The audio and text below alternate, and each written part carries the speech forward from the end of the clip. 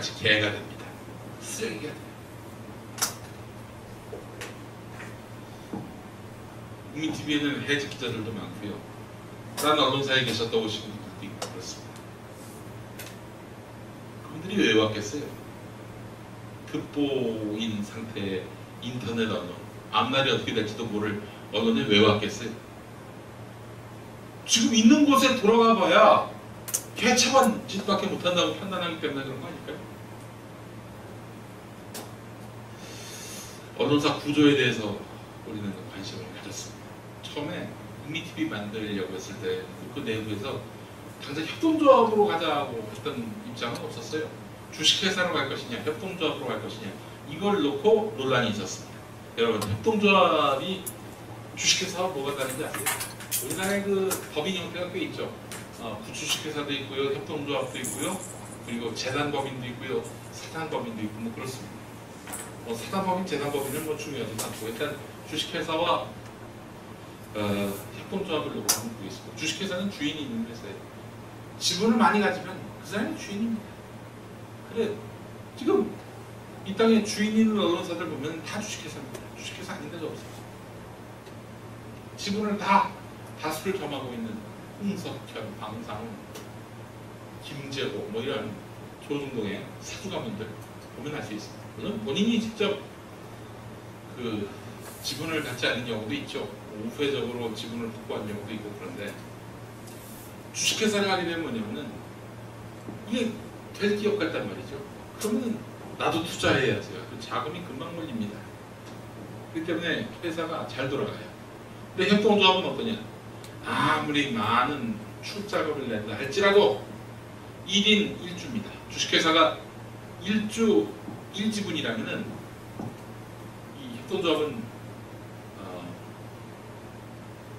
1주 1인 1지분 1인 1지분 1인 주식회사는 1지분 1주라면은 여기는 1지분 1인입니다. 한 사람이 무슨 100만원, 1000만원을 출자해도 5만원 출자할 사람은 갖다 드릴게요. 바랄 거예요. 그러니까 이 협동조합은 뭐냐면 아주 민주적입니다. 아주 민주적이에요. 또 주인이 없습니다. 주인이 없다는 점이 굉장히 중요해요. 지분이 많을수록 그 회사 주인일 확률이 높아지는 거 아니에요. 51%는 쥐고 있으면은 지회사야 지회사. 자기 회사야. 근데 여기는 그 얼마를 출자했다 하더라도 여러 조합원 중에 n분의 1에 불과합니다. 지금 미디어 협동조합, 국민TV라고 말씀드렸는데 국민TV가 있는 협동조합의 조합원이 27,000명이 넘었어요. 많다면 많고 적다면 적지만 2012년 12월에 발의된 협동조합 기본법에 의해서 시작된 언론 협동조합 중에서 1등이 미디어 협동조합. 그런데 이 27,000명 갖고도 한 달 운영하기가 버겁습니다. 워낙에 많은 스태프들이 필요하다 보니까 사람 수도 필요하고 또 좋은 인재들을 모으기 위해서는 급여 수준이 떨어져서는 안 돼요. 이 진보 사회 언론들 보면은 대체로 좀 저임금 구조예요. 왜냐하면 일단 기본적으로 진보가 돈이 없으니까 그런 면도 있고 그러다 보니까 이제 희생과 헌신을 강요하는 그런 구조인데 그래서는 안 된다. 이 회사가 좋은 품질의 뉴스를 내보내고 또 거기에 합당한 책임성을 부여하기 위해서는 어느 정도 적당한 그런 급여 수준이 필요하다. 따지고 보니까 지금 한 50명 못 되는 인력이 지금 저희 국민TV의 스태프들인데 다 하여튼 월급수준하고 휘청휘청합니다. 그러나 협동조합이 할 수 있는 일이에요. 협동조합에서 저임금 구조로 가면 쉽지 않습니다. 왜냐? 이거 사람이 주인. 자, 주인 없는 언론사의 그 의미는 뭐냐? 이런 겁니다. 주인 없는 언론사. 뭐 여러 가지 많은 경영학적 용어들이 필요한데 한마디로 얘기합시다. JTBC 너무 꼴 사나워요. 저 새끼가 어떻게든 손보고 싶어. 어떻게 합니까? 홍석현 회장 뒤를 털어요. 그리고 손석희 사장 뒤를 털어요. 뭔가 조그마한 잘못이 나왔다. 어마어마한 그런 여론몰이를 합니다. 손석희 알고 봤더니 쓰레기였다 뭐 이런 식으로. 손석희가 흔들리면은 JTBC의 보도에 근간이 흔들리면서 JTBC가 그동안 삐딱하게 보도했던 것들이 완전히 이제 사라지게 되겠죠. 권력의 입맛에 맞는 보도가 나오는 것이니까. 그리고 JTBC도 굉장히 위태로워요. 위험합니다. 국민TV는 어떠냐? 여기는 누구를 보내기에는 너무나 구조가 민주적입니다. 예를 들어 김용민이하고 저희 노종면 전 YTN PD 이분을 흔든다. 그 두 사람만 다 하면 돼. 그 지금 있는 스태프들이 하면 돼. 왜냐? 이 미디어 협동조합을 흔들어가지고 보도의 논조를 바꾸게 하려면은 27,000명의 조합원들을 다 그냥 매수를 하든지 조지든지 해야 되는데 그건 현실적으로 불가능한 일입니다.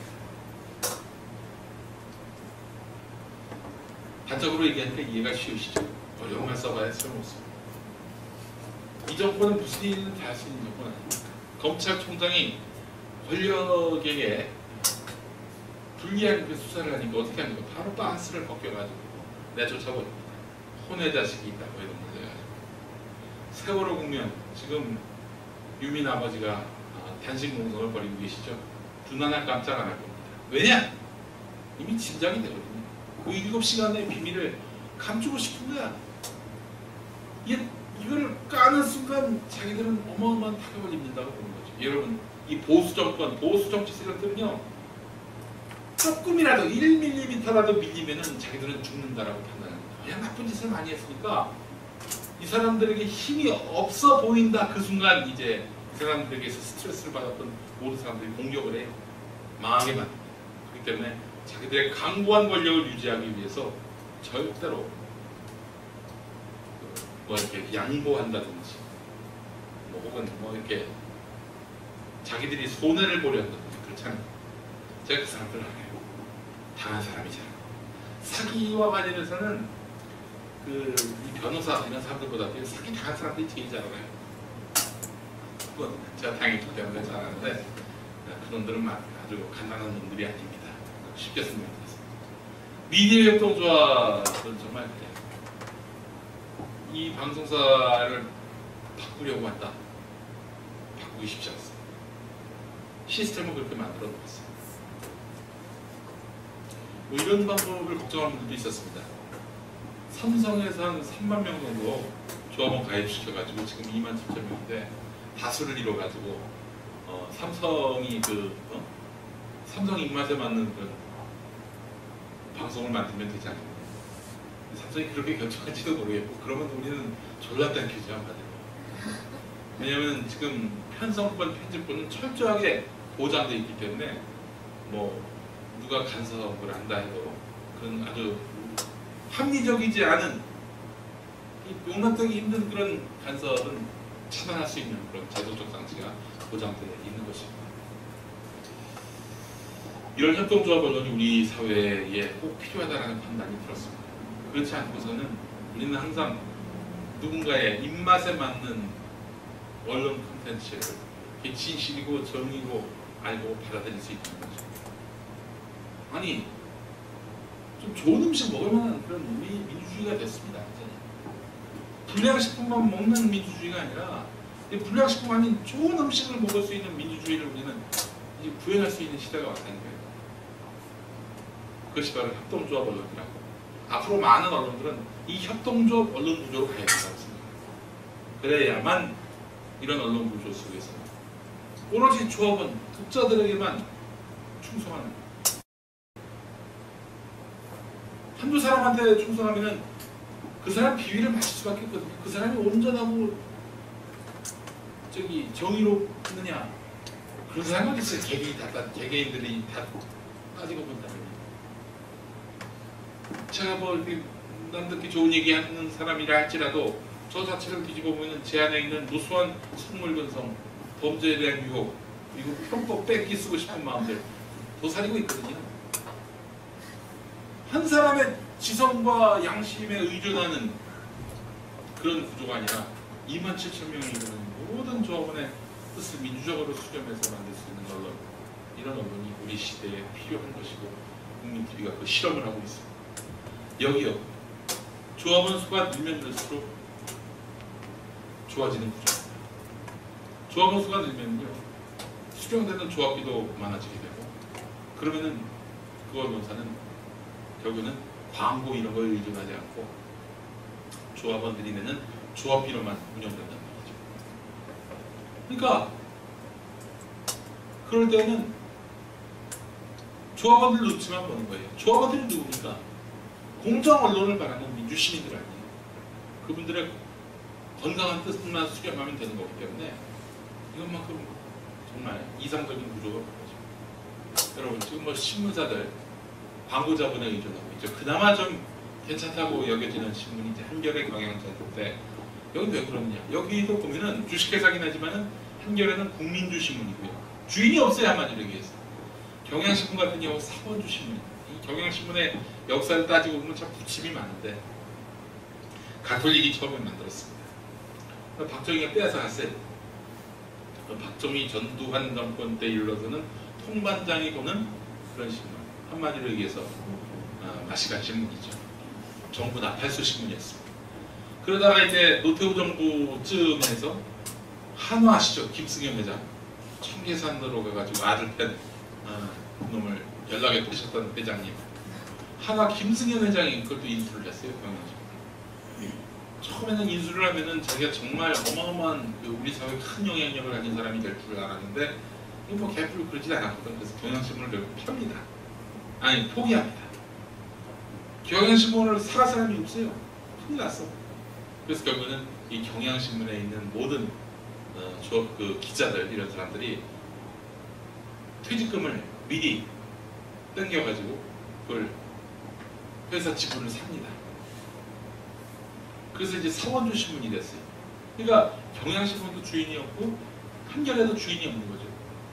이 두 신문 방송이 주인이 없는 언론인 거죠. 그러니까 바른 목소리를 내는 거고 유일하게 바른 목소리를 내니까 좌파 언론, 야당 신문 이런 식의 낙인이 박히게 되는 거예요. 주인 없는 언론이 되면요 한겨레처럼 됩니다. 그게 언론이 제대로 가는 길이에요. 한겨레가 야당 편인 것 같고 좌파인 것 같고 심지어는 종북 같지만 언론이 해야 될 일들을 그 사람들이 하고 있어요. 왜냐? 언론의 건강성을 방해하는 지배주주가 없으니까요. 그렇게 되는 것입니다. 조선일보도 동아일보도 중앙일보도 만약에 그렇게 된다. 그러면 여기도 마찬가지로 한겨레와 같은 논조를 낼 것이 분명합니다. JTBC는 왜 그러느냐? 손석희 개인기야.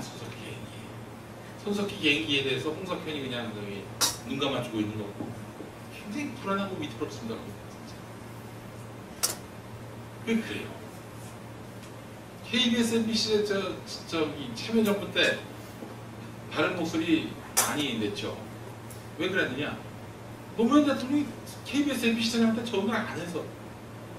그러니까 그때는 사실상 주인 행세를 안 하니까 주인이 없었던 시대였죠. 그렇다 할지라도 KBS하고 MBC의 문제는 뭐냐면요. 제가 굉장히 오랫동안 출연했지 않습니까? 그런 방송들. 라디오에 있어서 진짜 거의 라디오계에 쓸어 담는 그런 돈을 출연료를 쓸어 담다시피 할 정도로 많이 출연을 했었는데 거긴 그럽니다. 거기는 정말 아주 유치한 공정성, 유치한 중립성 그걸 강조해요. 뭐냐? 그 얘기는 뭐냐? 예를 들어서 한 1분 정도 한나라당을 비판하면 1분 정도 무슨 건수건 간에 민주당을 욕해요. 그래야 된대요. 그게 정신머리 박힌 그런 PD조차도 그런 얘기하고. 아니 비판할 거리가 있어야지 비판할 게 없는데 비판을 해야 된다는 거예요.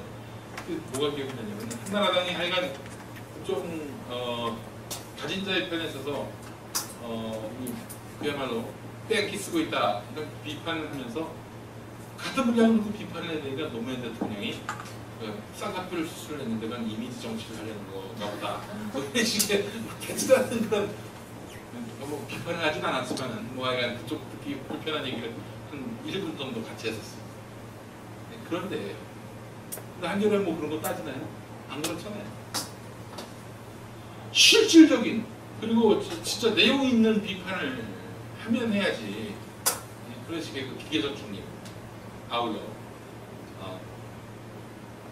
사주에 경고된 그런 보도 하지 말아야 되는. 자, 그래서 이제 이런 한겨레나 경향신문 같은 경우 주인은 없지만 근데 이쪽도 나름대로 신경 쓰는 대상이 있습니다. 바로 삼성입니다. 모 진보 신문, 제가 한겨레 경향 둘 중에 어느 신문이라고 특정하진 않겠습니다만 두 신문 중에 한 신문은요 한 해 수입이 한 해 광고료 수입이 아니라 한 해 그 신문사의 전체 수입의 40%가 삼성 광고료예요. 삼성 광고료예요. 그러니까 지금 한겨레나 경향에서 나오고 있는 삼성 비판 기사 있죠? 있어요. 삼성 비판 기사가 한 100을 얘기해야 될 비판이라면 지금 한겨레 경향은 한 40 정도만 얘기하고 있다고 보시면 한 60 정도 얘기한다고 보시면 돼요.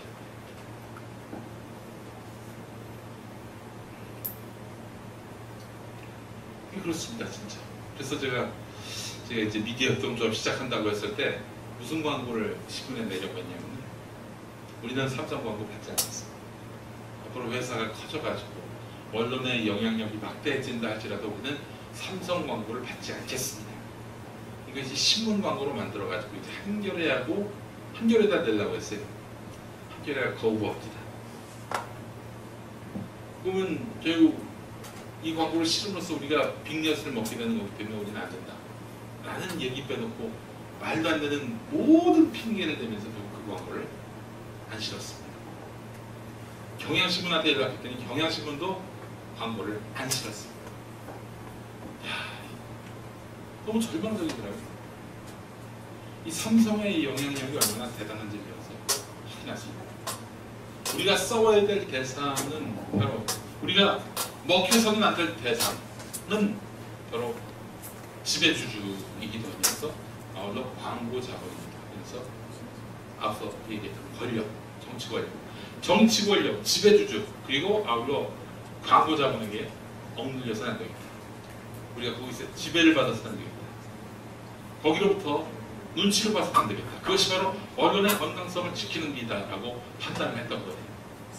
그래서 바로 협동조합을 또 생각하게 됐던 거예요. 협동조합을 생각하게 된 가장 큰 이유 앞서 말씀드렸습니다. 권력이 손 좀 보고 싶은 거야. 권력이라 하면 여기서 뭐 대통령만을 말하는 것이 아니라 대통령의 하수인이라 할 수 있는 경찰, 검찰까지도 말하는 거예요. 이런 권력으로부터 눈밖에 나가지고 내쫓을 수 있는 거 아닙니까? 내쫓기에는 너무나 내쫓을 대상들이 많아요. 27,000명 되는 조합입니다. 못 날리죠? 내쫓을 수가 없죠. 정치 권력으로부터 우리가 자유로울 수 있는 방법입니다. 지배주주가 없어요. 그리고 광고 자본으로부터 헤어나오는 게 이건 뭐냐? 조합원 수가 많아져야 된다는 전제가 필요해요. 조합원 수가 많아져야 한다는 얘기는 뭐냐면은 지금 저희가 이 조합원이 되려면 어떻게 되느냐? 5만 원 이상의 출자금을 내요. 이게 출자금을 내면 끝이 아니에요. 출자금을 한번 내면은 그는 내가 이 회사에 뭔가 희망을 건다, 기대를 건다 그런 의미의 출자겠죠. 조합원으로서 이게 자격입니다. 이 돈은 그냥 회사가 언젠가는 이분에게 보존해 줘야 될 돈입니다. 그러니까 이 출자금은 회사가 먹는 게 아니라 회사가 이 조합원이 되려는 사람들로부터 받는 빚이에요. 빚. 담보물이라고 해야 되나? 그렇습니다. 그리고 이 조합원들이 해야 되는 의무가 뭐냐면 매달 10,000원씩 내는 거예요. 10,000원씩. 지금 27,000명인데 27,000명이라면 2억 7천 정도 들어와야 되는 거 아니에요? 우리 운영하는데 별 어려움이 없습니다. 그런데 저는 1억 2천 정도만 들어오고 있어요. 아직 이제 조합비를 받기 시작한 시점이 지난 4월부터인데 점점 더 늘어나겠죠.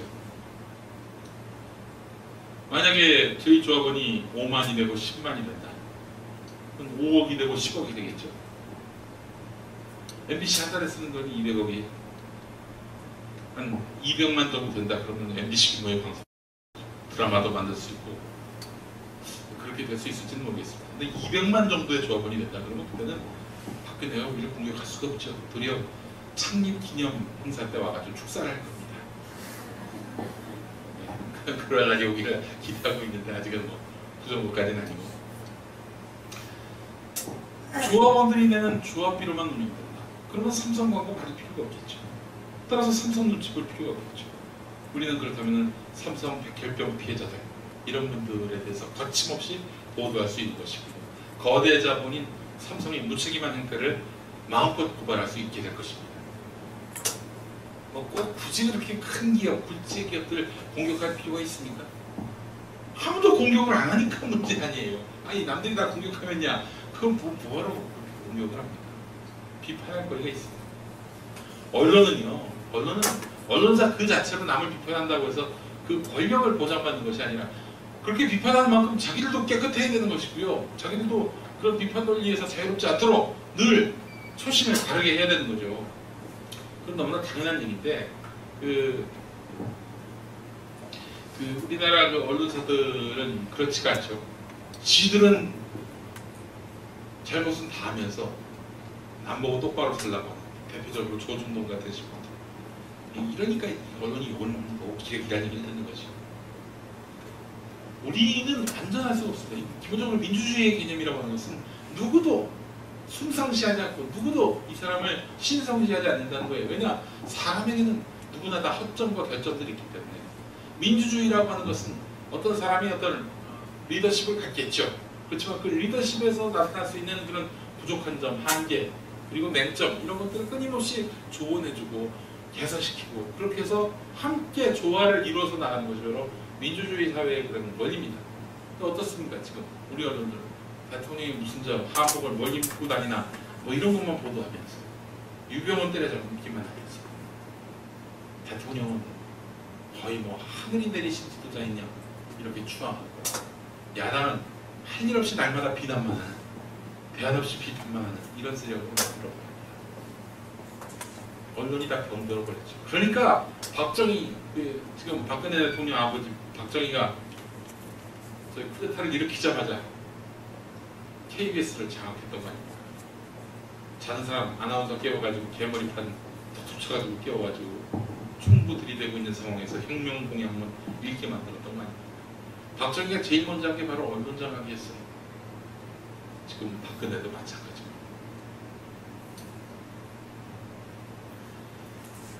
바른 언론을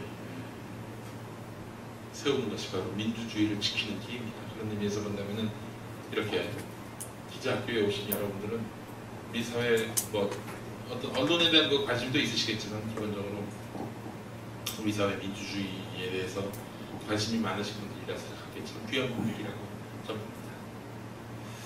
뭐 제가 협동조합 얘기만 했는데 많은 꼼수다는 또 어떻게 만들게 됩니다. 많은 꼼수다를 이제 또 내보내게 됐던 그 참고는 바로 팟캐스트였죠. 팟캐스트는 저도 잘 몰랐어요. 근데 어디서 팟캐스트 하길래 봤더니 이게 참 묘망한 물건이더라고요. 그래서 좀 앉아서 얘기할게요.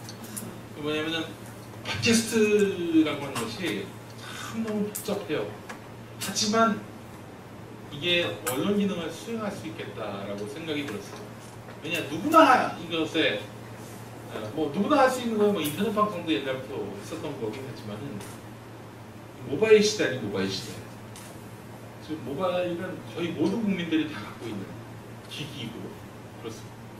그리고 우리 사회 지금 3G망이 보급되면서 전국 어디서든 이걸 다운받아 가지고 방송을 접할 수가 있어요. 지금 1인 미디어라고 하지 않습니까? 1인 그 미디어, 1인 디스플레이 이 기기를 활용하는 사람들이 급격하게 늘면서 스마트폰 보급률이 급격하게 늘면서 이거 3G망이 확충되면서 이거는 클릭하기만 하면 들을 수 있는 매체 이거는 대안이 될 수 있겠구나라는 판단이 있었어요. 그래서 이제 뭔가 이 팟캐스트를 기반으로 해서 이런 인프라를 이용해서 뭔가 방송을 만들어 봐야겠다는 마음을 갖고 있었는데 그 와중에 제가 이제 돈벌 그 참고로 해가지고 김호준 씨하고 같이 그 한겨레 신문 인터넷 방송에 출연하고 있었는데 같이 출연했던 정봉주 전 의원이 민주당 현역 정치인이라는 이유로 배제가 됐어요. 그래가지고 그냥 되겠다 싶어서 우리끼리 한번 만들어보자. 뭐로 만들 것인가 했을 때 제가 팟캐스트로 한번 해보자. 라디오 스튜디오 빌려가지고 거기서 이제 녹음을 해서 올렸는데 이거 대박이 나기 시작한 거예요. 예상치도 못했다. 이미 거기서 나온 얘기들을 대체로 한겨레 신문 인터넷 방송에서 많이 했던 말들인데 점점 이런 것들에 힘이 쏠리고 실리고 그래가지고 또 정봉주가 감옥 가고 정치적 경랑에 휘말리게 되고 그전엔 또 박원순 시장이 당선되는 과정에서 낙검수가 큰 역할을 했다 그런 얘기도 나오고 그래서 여간한테 큰 바람을 탔었죠. 이걸 통해서 드릴 수 있는 말씀은 뭐냐면 콘텐츠만 있으면 이게 1인 미디어라 할지라도 이것은 얼마든지 힘을 받을 수 있다. 탄력을 받을 수 있다. 라는 점. 비단 내가 꼭 유수원 언론사에 들어가가지고 이름 있는 그런 저널리스트가 돼야 영향력 있는 언론인이 된다는 생각은 안 하셔도 돼요. 지금 솔직히 얘기해서 유수원 언론사 들어가가지고 이름도 없이 빛도 없이 사라진 언론인들이 얼마나 많이 있습니다. 국민들에게 공정 언론인으로서 각인되고 싶은 마음이야 언론사 입사할 때 다 비슷한 마음을 갖지 않았겠어요? 근데 대체로 들어가가지고 그런 바른소리 칙칙해야 되는 사람들은 계속 밀려나고 쫓겨나고 한직에 가고 그러다가 끝난 경우도 많이 그렇게 존재감 없이 사라지되 월급은 많이 받는 그런 언론인이 되고 싶으면 종업원이라고 하시면 되겠죠. 언론인이 아니라 종업원의 길을 걸으면 됩니다. 근데 진짜 내가 내 양심과 내 생각과 내 사상대로 뭔가 이야기를 하고 싶다 그러면 거기에 좀 더 정진을 하고 말이죠. 개인 미디어를 통해서 이런 존재감을 드러내도 됩니다. 개인 미디어가 꼭 일단 팟캐스트만이 아니라 SNS도 그래요. SNS를 통해서 이름 없던 언론인들이 유명해지는 경우도 많이 있잖아요. 다만 또 그렇게 발언을 많이 할수록 그 발언에 합당한 책임감이 있어야 되는 거죠. 남보고 똑바로 살라고 그랬는데 자기는 똑바로 안 사는 개차반으로 사는 이런 위선은 용납받기 앞에서는 바른 척하면서 뒤에 가서 따짓하면 얼마나 그 사람 남들 받을 욕보다 더 많이 욕을 먹게 되지. 왜냐? 나를 기만했다라고 상대방이 인식하게 됩니다. 그렇습니다. 앞으로 어떤 꿈들을 가지셨는지는 모르겠지만은 그 꿈이 만약 저널리스트이라면은 혹은 제가 이제 강의 가게 되는데 제 강의를 통해서 저처럼 대한언론에 대한 그 꿈을 한번 가져봐야 되겠다 이런 생각을 하고 계신 분들이 있다면은 기회는 얼마든지 열립니다. 그러나 다만 그것이 하드웨어에서 모든 것이 관건이 달려있다 라고 생각하지 마십시오. 하드웨어라면 직장, 직위, 이런 외모, 학벌 아무 중요하지 않아요. 중요한 건 뭐냐면 이 시대를 대하는 태도와 진정성이라죠. 그게 결국 먹혀요. 먹어주고. 지금 사람들은 다 좋은 점수 받아가지고 좋은 언론사 들어가가지고 영향력 있는 언론인이 되는 그 길을 생각하는데 그건 저만큼 줄 서 있습니다. 저기 청와대에서부터 영등포역까지 줄 서 있어요. 그런 사람들하고의 경쟁에서 이길 생각하지 말고 남들이 안 가진 그런 장기와 재능과 그런 진정성을 갖고 승부하셔야 될 것입니다. 그리고 제가 또 이런 말씀을 드리는 게 의기를 꺾을지는 모르겠지만 주요 방송사들 백 없이 못 들어갑니다. 그건 아시죠? 백이 있어야 돼요. 여기 오시는 분들 중에 그런 여기 오실 일이 없지. 끝발이 있는데 뭔 걱정이 있어서 여기 와. 그렇잖아요. 여기 오시는 분들은 결국 자격으로 뭔가를 해보겠다라고 하는 실력파들 아니에요. 그런 분들에게 참 의기소침해지는 얘기를 해서 죄송하지만 순번이 있더라고요. 순번이 있어요.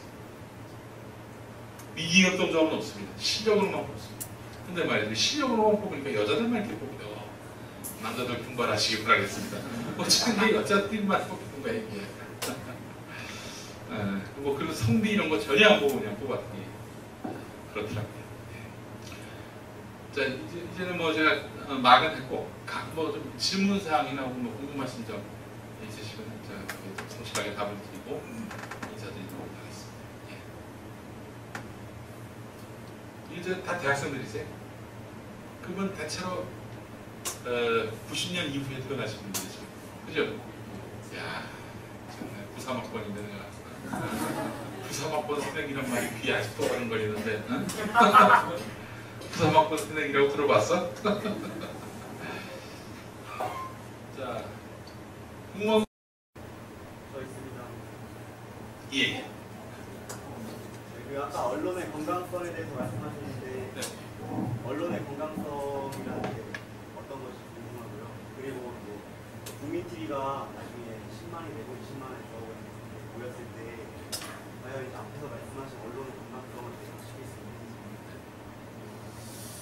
있는지. 예. 이 언론 건강성 아주 중요한 질문인데 사실 오늘의 핵심인데 핵심을 찌르시는 그 언론의 건강성이라면 한마디로 얘기해서 지배당하지 않는 거죠. 누구를 또 지배해서도 안 됩니다. 그러니까 자신의 그 포지셔닝을 우리 사회의 건강한 발전, 민주주의의 건강한 발전에 기여할 수 있는 조언자의 역할이면서 감시자의 역할을 해야 되는 그런 것이 바로 언론의 건강성인 거죠. 근데 지배주주, 정치 권력, 자본 권력에 지배당한다. 그 순간 이 언론이 아닌 거죠. 맛이 간 겁니다. 부분적인 언론 기능을 수행할 수 있을지 몰라도 끊임없이 의심을 받을 수밖에 없고요. 영양소가 빠진 음식을 우리는 불량식품이라고 얘기하죠. 그것도 불량 언론이 되는 거예요. 10만이 되고 20만이 되고 30만이 됐을 때 건강한 언론이 되느냐. 참 아주 너무나 아픈 따가운 질문이 될 수도 있습니다. 사람 수가 그 언론의 건강성을 유지할 수는 없는 거죠. 농협 보십시오. 농협은 이제 좀 다른 형태의 협동조합이긴 하지만 거기도 뭐 수십만, 100만이 넘었나? 모르겠습니다. 이 지역 단위 농협이 아니라 전체 농협은 또 농협중앙회라고 하고 지역 단위 농협이 있는데 그게 어디입니까? 제가 아는 경기도의 한 자치단체 단위의 농협의 그 전무가 연봉이 억대가 넘는 겁니다. 농협이 뭐 하는 데도 그렇게 돈이 많냐? 농사 일하는 분들 도우라고 생긴 데가 농협인데 말이죠. 그러니까 주로 돈 버는 게 금융업으로 돈을 벌어요. 금융업으로. 농업의 어떤 지능 발전을 위한 게 아니라 농협을 위해 존재하는 농협이 됩니다. 미디어 협동조합이 미디어 협동조합만을 위해 존재하는 조직이 되면 아마 건강성을 상실합니다. 그게 아니라 공정 언론을 희망하는 조합원들의 뜻을 받아들이고 또 그것을 수용하고 거기서 실천하는 이런 유기성이 조합원들과 유지될 때 농협의 길을 걷지 않을 거라고 생각합니다. 농협은 농민들의 권익을 보장하고 보호하고 또 증진시키는 데 그 역할이 있는 거 아니에요. 미디어 협동조합은 공정 언론을 바라는 사람들의 권리와 또 어떤 그런 진정성을 살려주는 그런 일들을 하는 거죠. 그래서 언론 사업도 하는 것이고 더 나아가서는 지역 단위 그 미디어 협동조합의 그 조합원들을 이 주체가 되는 지역 국민 TV도 만들려고 해요. 그래서 조합원과 직원들 사이의 공동을 그런 그 조합의 길로 가야 되지 않겠는가 생각이 듭니다. 건강성 관련한 문제는 지금 우리가 너무 생존에 급급하다 보니까 큰 고민은 아니는데 파도로 던져주셨는데 고맙습니다. 제가 고민을 많이 하겠습니다. 예. 예. 제가 저번에 들은 방송인데 기자들은 대부분 객관적일 수 없고 당연히 주관적일 수 있는데 예. 그 주관적인 감정을 가지고 있는 자기가 제 주관을 가지고 시대를 바라봐야 되잖아요. 그 주관을 가지기 위해서 철학과 역사를 공부한다고 생각을 하거든요. 예. 근데 이제 아까 말하셨듯이 농업이라든지 성격을 가지고 있는 신분마다 스스로 고도한 성격도 있고 그런데 말씀하신 그 협동조합에는 그런 기자들이나 그런 기자들의 주관, 철학과 역사 따로 주관을 선택하기 위한 노력 뭐 그런 교육이 있냐고요? 네. 근데 우리는 따로 협동조합의 또 중요한 목적 사업이 뭐냐면 교육입니다. 끊임없이 조합원들을 교육해야 돼요. 예. 뭐 구체적인 교육 프로그램을 우리가 시작하지 않아서 뭐 말씀을 드리긴 그렇지만 이런 말씀을 드리고 싶네요. 기자들에게 있어서 어떻게 취재해오라라고 가르칠 때는 제일 먼저 하는 게 진영원리에서 이런 얘기를 하죠. 진영원리. 자, 중요한 건 뭐냐면 진영원리가요. 진영원리라는 게 뭐냐? 나는 새누리당을 싫어하니까 뭐든지 새누리당 까는 관점에서 새누리당에게 불리한 것만 골라가지고 보도해야지. 이게 바로 진영원리. 이게 바로 진실 이전에 진영원리가 개입되면요. 진실 보도가 될 수도 없어요. 객관적인 보도가 될 수 없어요. 모두가 동의할 수 있는 팩트를 기반으로 해서 논조를 만들어낼 수 있겠죠. 근데 동의할 수 없는 팩트를 나열해 놓는다. 그래 놓고 한쪽을 깐다. 이거야말로 불공정 편파 보도거죠. 불공정은 뭐냐? 팩트라 할지라도 팩트가 팩트일 수 있어요. 그래서 내가 대표적으로 제가 이제 옛날에 당했던 것만 얘기했죠. 총선 때 막말 판문의 핵심이 됐던 말이 뭐냐면은 라이스를 강간해야 된다라는 말이었어요. 라이스라고 하는 것은 콘돌리자 라이스 미국 국무장관을 말하겠죠. 여성입니다. 오이씨, 이것만 딱 닦고 보니까 그 말을 하게 됐어. 다시 그 말을 하게 됐어. 아니, 국회의원에 나간다는 놈이 여성을 성폭행하자는 말을 해? 저건 개새끼 아니야. 이런 얘기를 많이 들었죠. 네. 자, 그런데 정확한 맥락을 한번 짚어봅시다. 맥락. 부시 남자죠. 럼스펠드 남자죠. 라이스 모두 강간해야 된다. 이게 제 말의 워딩의 전부였어요. 자, 그리고 그 앞뒤의 맥락을 보죠. 앞뒤의 맥락은 뭐냐면은 미군이 대테러 전쟁을 수행한다면서 이라크 가지고 이라크에 있는 그 포로들을 상대로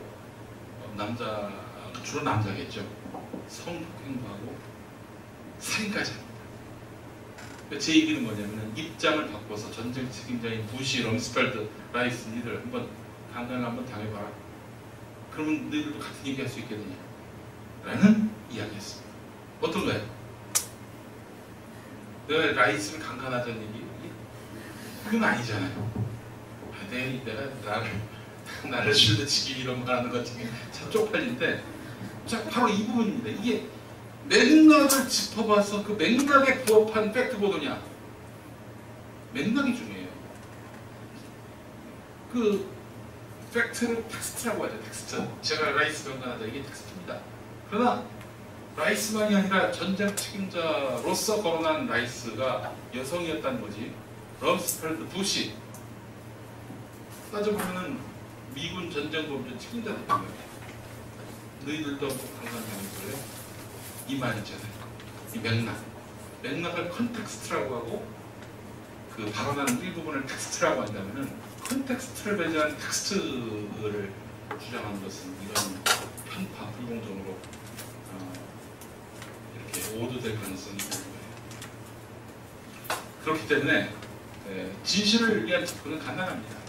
진영 논리를 오로지 사실이 무엇인가, 진실이 무엇인가를 싹 다 파악을 하고 이 가운데서 판단할 수 있는 지성과 지능을 누구나 갖추고 있거든요. 그러니까 본인이 이걸 판단하기 힘들 때는 그거 함께 고민하라고 언론사가 있는 것이고 데스크가 있는 거예요. 함께 논의한 그때 논조를 만들어낼 수 있는 것이죠.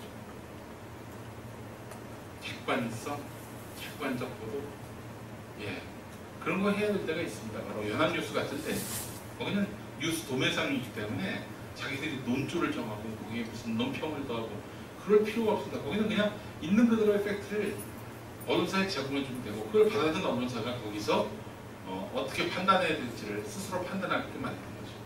이 하나만 더 말씀을 드리겠습니다. 세계 최초로 신문이 나온 데거든요. 어느 나라예요? 이거 물어보고 나도 까먹었네. 영국 아니면 미국이었을 겁니다. 네. 영국이겠다. 영국일 거예요. 맞죠? 영국이에요, 영국인데 당시의 영국의 그 신문들은요, 신문마다 논조가 다 달랐어요. 근데 그 당시에 그게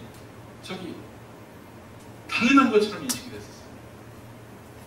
논조가 다 달랐다는 건 뭐냐면은 다 각자의 그 입장이 있었다는 얘기죠. 지금 정당들 논평 내잖아요. 대변인들이 당시 신문들이 그랬다는 거야. 다 편파적이었어. 근데 어느 순간부터인가 지금 우리가 보고 있는 한국의 언론 상황처럼 모두가 다 균질해졌어요. 비슷해졌고 거의 흡사해졌어요. 논조가. 뭐 때문에 그렇게 결정적인 계기가 있었어요. 광고를 받기 시작하면서부터 논조가 똑같았습니다. 모든 신문. 광고자분의 무력이라는 게 이게 무서운 거죠. 논조가 똑같았다니 보니까 광고주들이 돈 가진 사람들 아니에요? 그 사회에 기득권층들이 있다. 기득권층들이 입맛에 맞는 보도만 하게끔 해서 신문의 논조가 거의 비슷해졌다는 거예요.